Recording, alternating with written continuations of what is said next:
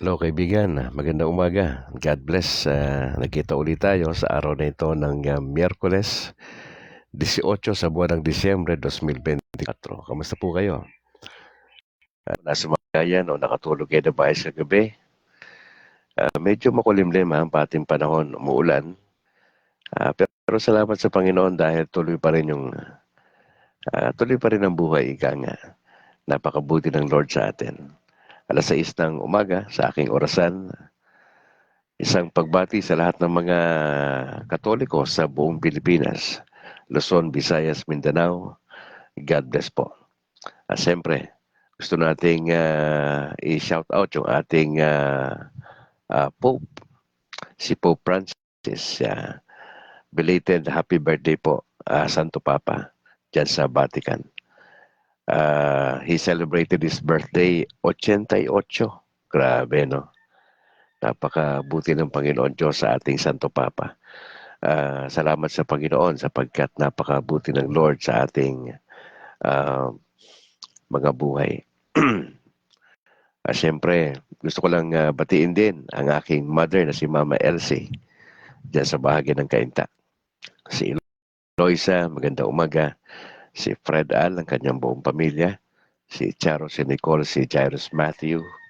Good morning. Ganun din kay Buddy, kay Bimbim sa kanyang anak, kay Picoy, magandang umaga sa inyo. Ganun din kay kay Rox, kay Esme sa kanilang mga anak, good morning. Ganun din pagbati kay Julie, dyan sa bahagi ng Pangasinan. Oo. Kay Ron Lian, magandang umaga sa inyo. Kay Ate Lydia, magandang umaga ate. Ganun din kay Buboy, kay Sheila, at sa kanilang mga anak. Magandang umaga po sa inyo. Napakabuti ng Lord sa atin. Binabati ko rin yung ating aming bishop dito sa Diocese ng Bacolod, si Bishop Patricio. Magandang umaga, Bishop. Si Father Dominic Teramas at yung mga kasama nilang kaparian dyan sa Diocese ng Bacolod. Si Sister Mercy ng Pauline Media at sa lahat ng mga madre ho dyan. At sa lahat ng staff, magandang umaga po. Siya po yung naging dahilan kaya nakausap ko si Bishop Patricio. No, kay bumisita doon sa Pauline Media sa bookstore ng Catholic. Opo. Si Reverend Father Brendan Ray Gamala, magandang umaga po. God bless sa Pads, sa buong leaders po dyan, sa Our Lady of Lourdes dyan sa Talok. Magandang umaga po sa inyo. Ganoon din sa Catholic Faith Defenders sa Bacolod, Granada, Talok at Kabangkalan. Magandang umaga po. Sa aking ninong dyan sa Granada. Ninong ko sa aking confirmation po. Si Bro Harp Doloso sa kanyang buong pamilya. At yung iba nating makasamahan dyan. Magandang umaga po. Herman Sotaridona. Yan. Magandang umaga po. God bless sa buong pamilya at sa inyong parish priest. At hindi pa ho lumalabas dito yung ibang mga pangalan nyo kaya hindi ko kayo ma-shoutout.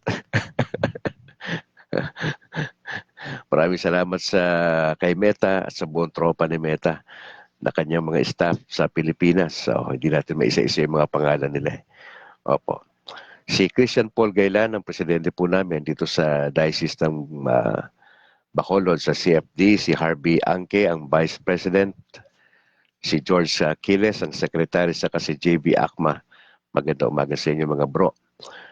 Timbal Oni Bahian, magandang umaga. God bless sa buong pamilya at sa inyong parish priest.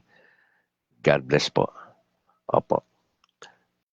Dinabati ko rin ho yung aking parish priest sa San Juan de Pomoceno dito sa Sumag, sa bahagi ng Bacolod, si Reverend Father Luan Torrefranca. Pads, magandang umaga po.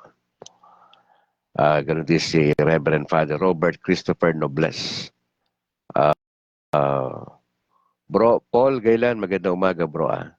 Maraming salamat. God bless sa buong pamilya. Seminarian Simon, magandang umaga. Seminarian Kent Casiano, Sister Malu. Opo, si Bro Bernardo Apoyon and Company. Maraming salamat po for praying sa ating broadcast. Shoutout sa Binalbagan Servants of the Divine Mercy, kay Bro Chubby Martin and Bro Boots Uy sa Magpinsan. Maganda umaga po. God bless sa buong pamilya.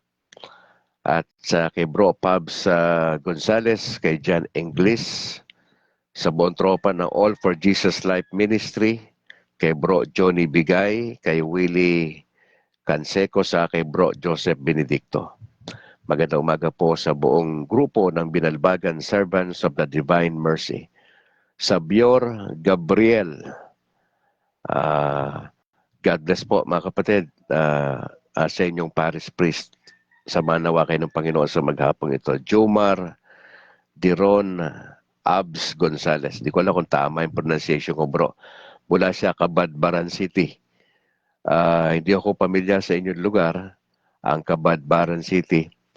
Anyway, God bless po sa buong pamilya at sa inyong parish priest. Maraming salamat. Pinabati ko rin ang Pasma Plus dyan sa Israel. Salamat ho for praying for us. Mga kapatid, bahala na ho si Lord ang gumanti sa inyong kabutihan. Pasma Plus dyan sa bansang Israel. Diyan po isama-samang concerted effort ng kanilang pananalangin. Maraming salamat. PESMA Plus. PESMA. At sa Latin Rosaries Missionaries, magandang umaga po sa lahat ng mga kapatiran nating involved sa Latin Rosaries Missionaries. Good morning. Parang wala si Apple ngayon parang wala si Apple. Bro Chubby Martin Uy, magandang umaga ho sa buong pamilya. At nabati na po natin kanina yung grupo sa Binalbagan Servants of the Divine Mercy. Maraming salamat Bro Chubby Martin Uy. At sa buong tropa ng Binalbagan Servants of the Divine Mercy. Ganon din kay Kuya Boots Uy. Tayo manalangin muna mga kapatid. Inaantay kasi natin si kapatid na Apple. Pero wala siya. Okay. Ninong Herald Doloso, magandang umaga po. Ninong, sa buong tropa dyan na CFD, sa Granada, sa buong pamilya, sa inyong parish priest. Tayo po yung manalangin muna, gamitin nating guide ang The Apostles' Creed. In the name of the Father, and the Son, and the Holy Spirit. Amen. I believe in God the Father Almighty, Creator of heaven and earth, and in Jesus Christ, His only Son, our Lord, who was conceived by the Holy Spirit, born of the Virgin Mary, suffered under Pontius Pilate, was crucified, died and was buried. He descended into hell. On the third day, he rose again from the dead. He ascended into heaven and is seated at the right hand of God the Father Almighty. From there, he will come to judge the living and the dead. I believe in the Holy Spirit, the Holy Catholic Church, the communion of saints, the forgiveness of sins, the resurrection of the body, and life everlasting. Amen. In the name of the Father, the Son, the Holy Spirit. Amen. Mga kapatid, maraming salamat for joining sa ating morning broadcast. Tayo po ay nasa greetings section. Pinabati ko po yung ating kaibigang pare, si Pads Joe Carmarks na DCP sa Diocese ng Pagadian sa San Isidro Labrador Parish Dinas. Pads, magandang umaga at sa lahat po ng inyong mga parishioners. Angel Amona mula dyan sa Japan, magandang umaga po. God bless. Kay Ta Arnel Jawol Segosyo dyan sa Malaysia, magandang umaga po. God bless sa buong pamilya. Kay Vicente Mihiliano, magandang umaga po. Kay Christian Yanson Perlin sa St. Joseph Regional Seminary, Iloilo, magandang umaga po. God bless sa buong mga seminarista po dyan. Kay Ya Montejo, magandang umaga po sa inyo. God bless sa buong pamilya. Kay Darling May Peñaflor, si Bonga, good morning. At kay Bro Unol Campuso, siya po'y seminarista dito po sa Bacolod sa Sacred Heart, pero bakasyon sa kanilang lugar. Alright, tayo po ay dediretso na sa ating reflection. Tayo po ay nasa Matthew chapter 1 verse 18 to hanggang saan ba ito? Hanggang 25. Ganito ang pagkakasabi, mga kapatid, sa wikang banyaga. The birth of Jesus Christ came about this way after his mother, Mary, had been engaged to Joseph. It was discovered before they came together that she was pregnant from the Holy Spirit. So her husband Joseph, being a righteous man and not wanting to disgrace her publicly, decided to divorce her secretly. But after he had considered these things, an angel of the Lord appeared to him in a dream, saying, Joseph, son of David, don't be afraid to take Mary as your wife, because what has been conceived in her is from the Holy Spirit. She will give birth to a son, and you are to name him Jesus, because he will save his people from their sins. Now all this took place to fulfill what was spoken by the Lord through the prophet. See, the virgin will become pregnant and give birth to a son, and they will name him Emmanuel, which is translated, God is with us. When Joseph woke up, he did as the Lord's angel had commanded him. He married her, but did not have sexual relations with her until she gave birth to a son, and he named him Jesus. Mga kapatid, kahapon nabanggit ho natin na legit si Jesus, no? Dahil na-trace natin yung pinagmula ni Jesus. Na siya ay mula dun sa angkan ni Abraham at nasa linyada ho siya ni David. Si Abraham saka si David, mga prominenteng tao sa lumang tipan. Kasi kung hindi ho natin maititrace yung pinagmulan, yung angkan ni Jesus, illegitimate to eh.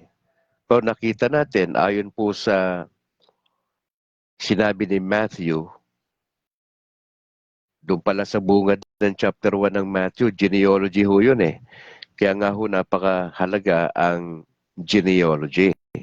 Bagamat sa iba, nakakatamad basahin yan kasi ang bungad ng Mateo, genealogy.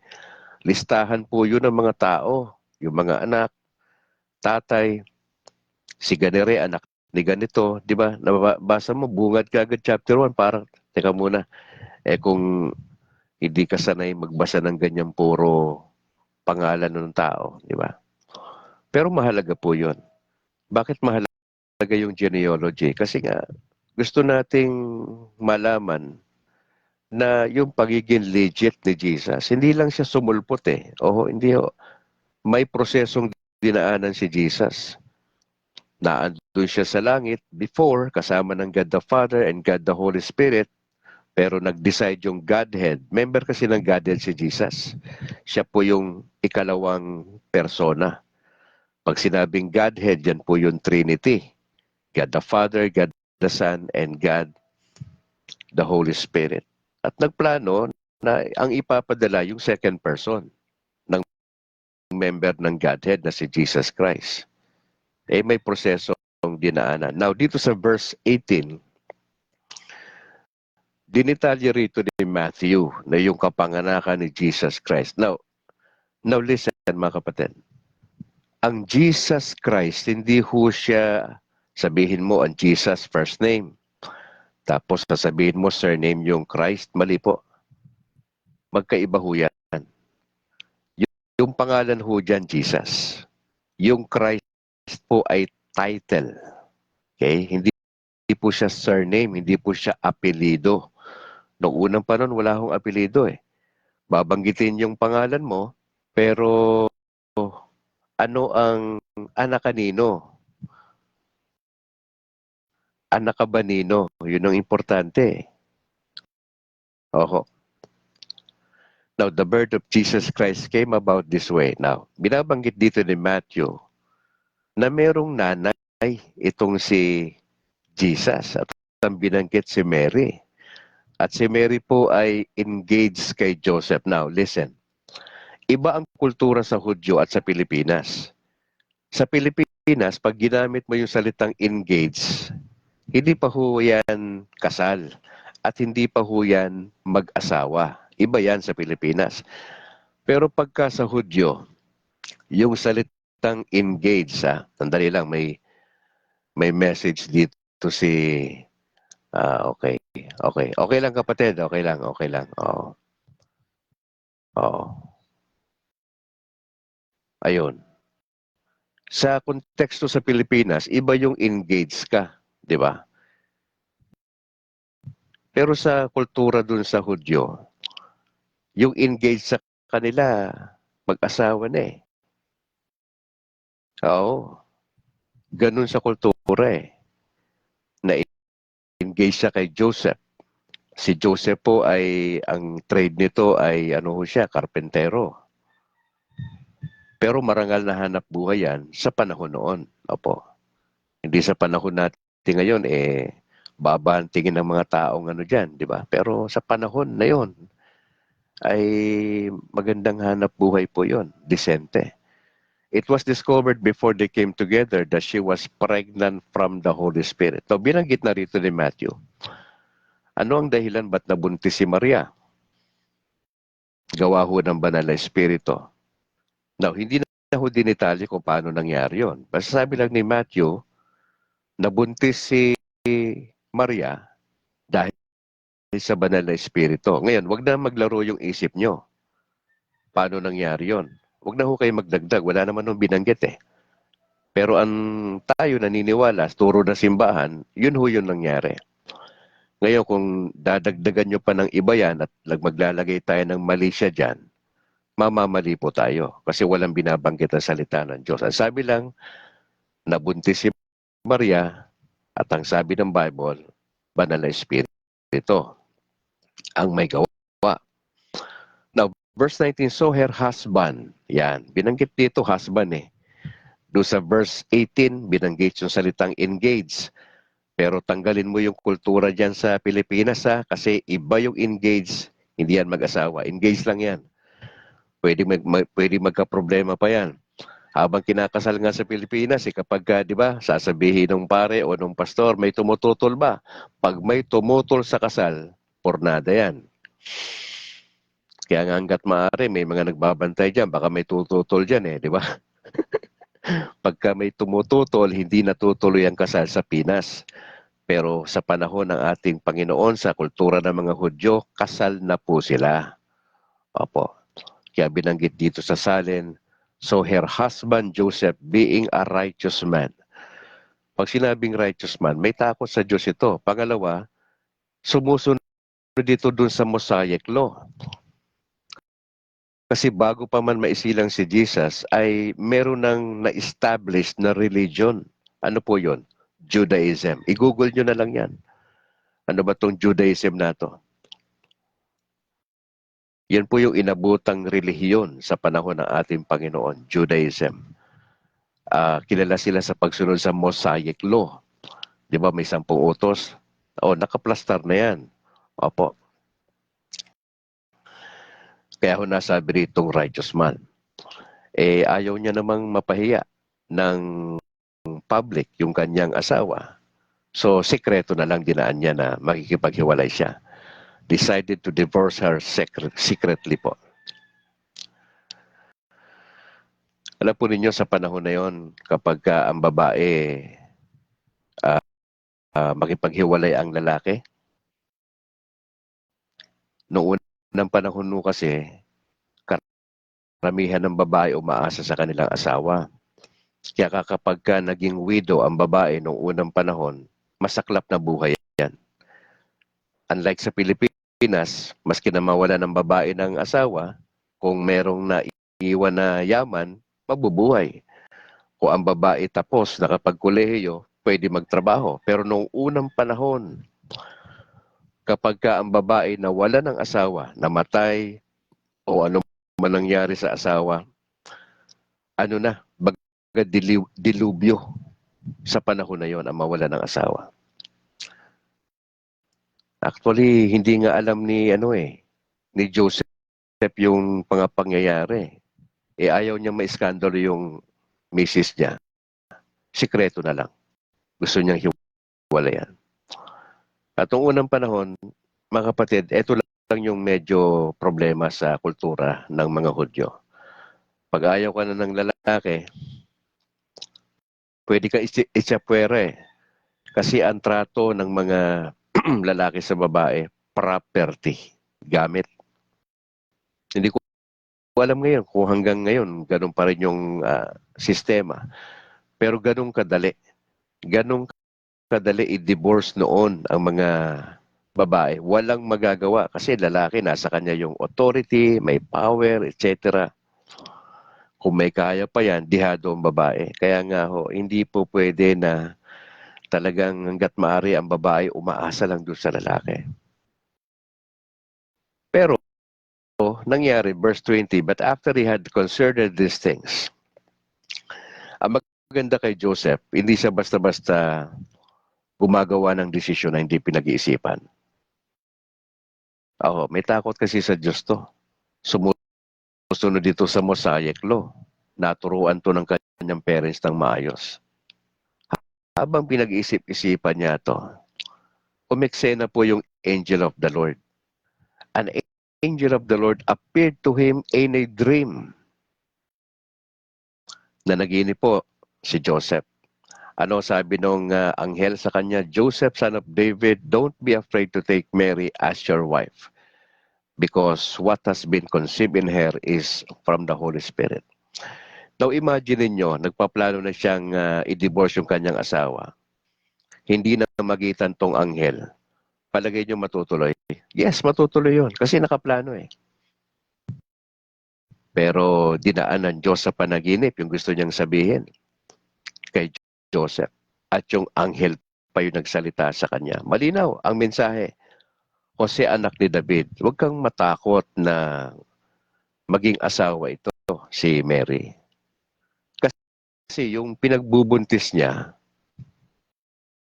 ay mula sa banal na espiritu. Save by the bell, di ba? Baga sa boxing, save by the bell yun Hindi natuloy ang planong hiwalayan ng sekreto si Maria.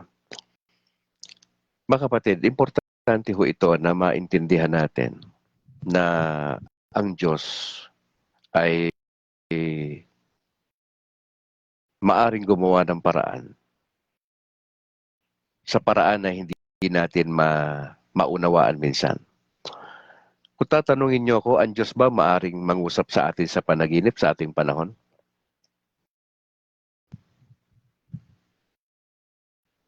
Ang sagot ko dyan, oo saka hindi. Oo, kasi makapangyarihan siya. Hindi, kasi meron na tayong salita ng Diyos. Kompleto na yung Biblia. Meron tayong banal na espiritu. Meron tayong konsyensya. Built-in yung konsyensya natin. Meron tayong turo ng simbahan. So, hindi na kailangan ng panaginip sa isang banda. Pero hindi mo pwedeng limitahan ng Diyos sa pwede niyang gawin. Ngayon, ang mga Muslim na kaibigan natin, marami sa kanila nako-convert dahil sa panaginip. Nakakakilala sila ayon sa kwento, ayon sa balita na nababasa natin, na maraming Muslim ang nako-convert into Christianity dahil nagpakita sa kanila ang Panginoong Yesus. Nagsalita sa kanila. Kaya merong massive conversion ang mga Muslim paagi doon sa panaginip. Binanggit dito, kaya nabuntis dahil sa banal na espiritu. Now, she will give birth to a son. Lalaki ho, ang sabi dyan. At papangalanan po siyang Jesus. Kadalasan sa lumang tipan, sa Biblia, pag binigyan ka ng pangalan, may equivalent ho yun, yung pangalan mo. Naku, tatanungin niyo ako. Ang tunay kong pangalan, ganito. Makinig kayo, baka magbigay ako ng quiz, ha? Oo. Ang tunay kong pangalan, etong Brad Calix na to, ito'y parang screen name ko lang. Bigyan ko yung trivia, ha? Screen name lang yan, yung Brad Calix. Screen name yan, baga sa pelikula. Yan ang Brad Calix, yan. Pero ang tunay na pangalan ko, lilista mo na, lista mo, para hindi mo makalimutan. Mamaya, baka magpa-quiz ako mamaya sa dulo, at least may idea po kayo. Ang tunay kong pangalan, dito ko lang to aaminin, ha? Dito ko lang aaminin to sa broadcast na to.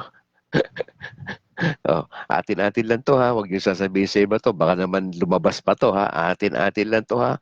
Mga kabrad, atin-atin lang to. Ito na. May ballpen ka na. Ano mo na, kung may ballpen ka dyan, kaya may extra cellphone ka, ano mo na, isulat mo na to. Ayan. Ito ang tunay na pangalan ko. Ready ka na? Ito. Alfredo. Yan, yan. First name yan, first name. Tapos na ba? Hindi pa, hindi pa. Alfredo. Yan. Ang tunay kong pangalan, ha. Ikaw lang nakakaalam yan. Huwag mo na ikukwento sa iba yan. Okay. Ang first name ko ay Alfredo. Yan. Ano middle name ko? Dapat alam mo yan. Hindi ka follower ni Brad Calix pag hindi mo ko kilala. Okay, Alfredo. Yung M po, okay? Yung M, as in Malacanang.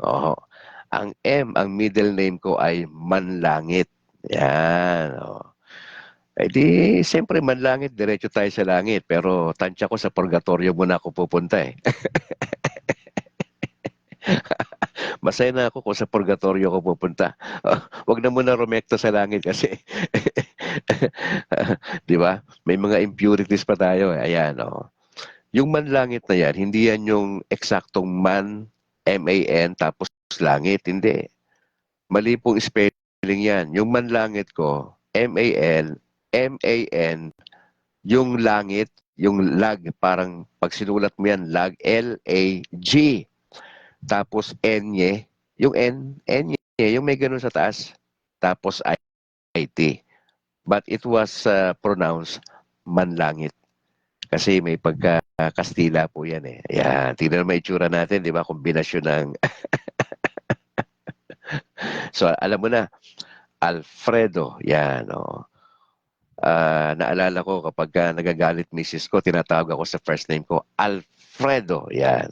Kalsada po yan sa Maynila, mga kapatid. At Alfredo Lim, yan, mayor do sa Maynila, yan. Alfredo Manlangit Calixtro. Hindi Calixto ha, marami nagkakamali dyan eh. Calixtro, I-X-T-R-O. Yung iba naman, sa mga Bisaya kaibigan natin, Calixtro. Hindi po.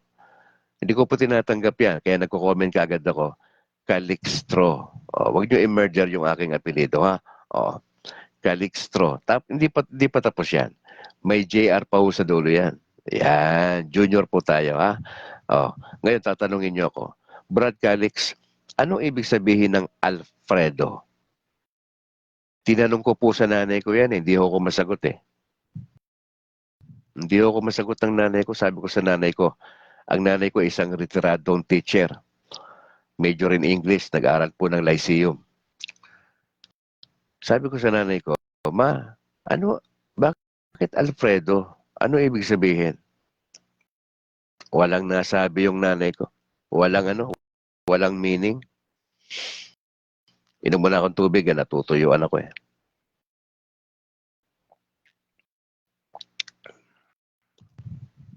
Tinanong ko nanay ko, Ma, ano ibig sabihin ng pangalan ko Alfredo? Hindi niya masagot. Maski na yung airpot ko namatay, walang sagot eh. Pero alam nyo ba, panganay ako sa 7 magkakapatid. Hindi ka maniniwala. Lahat kaming, 5 kasi lalaki, 2 babae. Ako yung panganay. Lahat kaming mga lalaki, Alfredo, lahat ang pangalan. Yung dulo lang, nagkakaiba lang. The second hanggang the fifth. Yung bunso namin, the fifth. Pero dito, Jesus, Verse 21, because He will save His people from their sins. Pinangalanan po siyang Jesus, yung bata na isisilang ni Birheng Maria.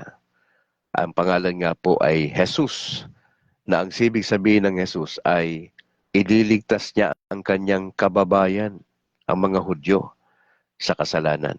Pastor Ener Palaso, Gamolo po, diyan sa Jensen, maganda umaga po. Kay Apple, maganda umaga kapatid sa buong pamilya. Kay Ronald Pacrin, maganda umaga.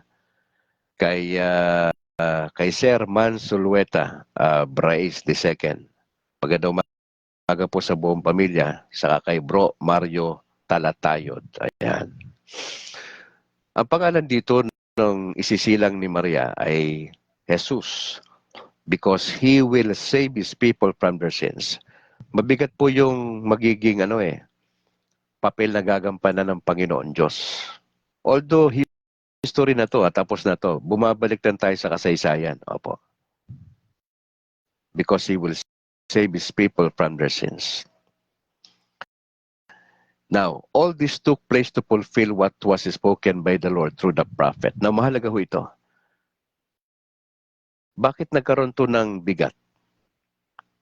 Kasi naihula ho ito. It was prophesied ho in the Old Testament na si Prophet Isaiah, ang sabi ron, see, the virgin will become pregnant. Na gusto ko linawin mga kapatid, ang turo ng simbahang Katoliko. Kami ho, nung ako'y pastor pa, hindi kami naniniwala na si Maria ay nanatiling birhen. Bakit po? Logic lang, simple lang. May asawa eh. May asawa siya. Imposible maging virgin siya. Oo. Tapos naniniwala kami na nagkaroon siya ng mga anak. Yun ang paniwala namin. Pero iba pala sa turo ng simbahang Katoliko. Ang sabi ng turo ng simbahan na itong si Birheng Maria ay nanatiling birhen before, during, and after. Yan. O mga kaibigan Katoliko, naniniwala tayo na si Maria ay nanatiling birhen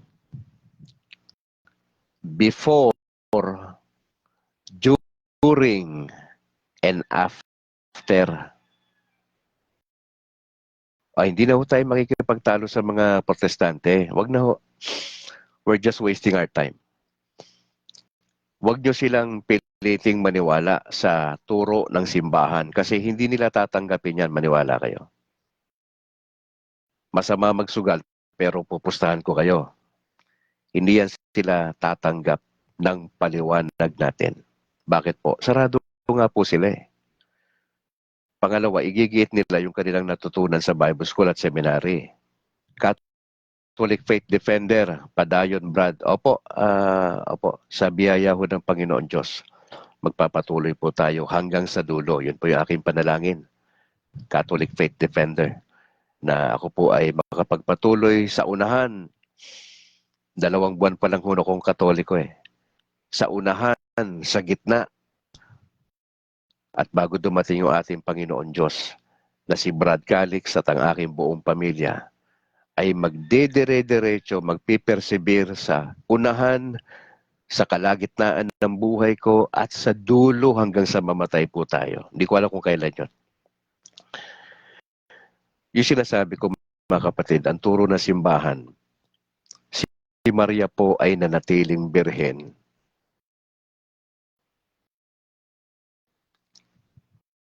during and after. Pwede ba yung manatili siyang birhen? Brad Calix, yes. Pero ba imposible sa Diyos? Nagawa ng mabuntis ni Maria na hindi kailangan si Joseph eh. 'Di ba? At naniniwala tayo na itong ating ina, siya po ay ina ni Jesus. Mary, the mother of Jesus, at hindi naman tayo na nahihiyang sabihin din na siya ay the mother of God. Bakit the mother of God? Bakit? Hindi ba Diyos si Jesus? Hindi ho ba't siya po ay Diyos din naman? Hindi ho masamang tawagin na si Mary, the Mother of God. Totoo po yun, kasi katotohanan po yun.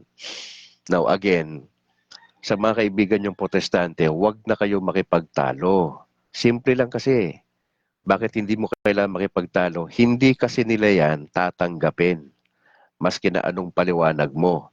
Mapapagod ka lang, you're just wasting your time, don't talk to them. Ganun kasimple. Kasi may paliwanag yan sila lagi. Oh. Kaya advice ko lang yan sa mga Katoliko. Huwag na kayo makipag-usap. Ganun lang kasimple. Pag nalaman yung protestante yan, huwag na. Barkada lang o kaibigan.